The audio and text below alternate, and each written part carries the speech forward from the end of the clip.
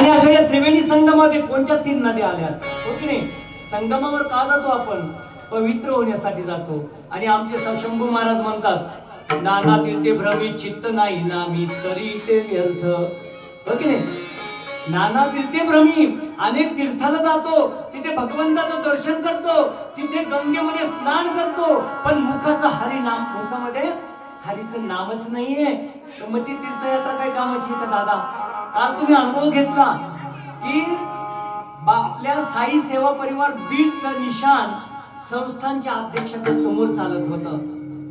सगळी शिर्डीमध्ये जगभरातली लोक आली होती. जगभरातली लोक आलेली असताना माझ्या तरी अंदाजाने, मी त्यांना नाव नाही ठेवत, ती बाबांची लेकरं, बाबांनी बोलवलं तेव्हाच त्यांना यायला भेटलं.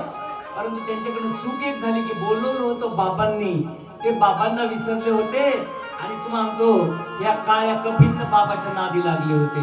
हा काळ कभिन्न बाबा फार वाईट आहे बरं का. हा चांगला पण आहे आणि वाईट पण आहे. यातनं चांगलं काय घ्यायचंय ते आपण घ्यायचंय.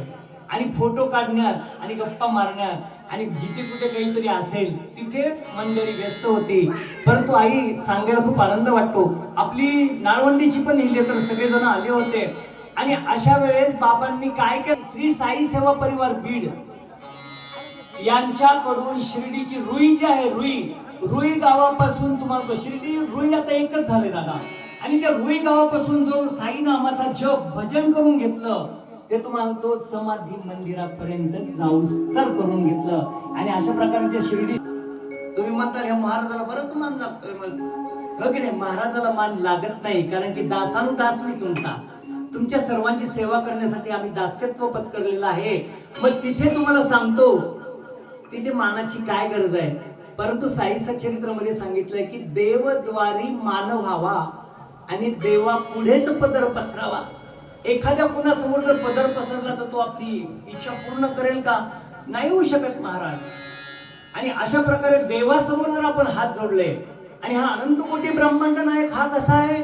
हा कलियुगी अवतार आहे, हो की नाही? आपण आता आरतीमध्ये एक कडवं ऐकलं, कोणचं? कलियुगी अवतार सगुण परब्रह्म साचार अवतीर्ण झाला स्वामी दत्त दिगंबर, दत्त दिगंबर, आरती साई बाबा. असा कलियुगी दत्ताचा अवतार आहे. हा कलियुगी शिवाचा अवतार आहे. नवे तर ब्रह्मा, विष्णू आणि महेश्वराचा अवतार आहे. आणि हा अवतार कशासाठी आला? बादशाही आहे. कारण की फकीर कुणाला म्हणावं? जिने औरों की फिकिर रहती है ना, उसे फकीर कहा जाता है. जो स्वतःचा विचार करतो तो आपण कुठे झाला, तो काय कामाचा आपल्या, हो की नाही?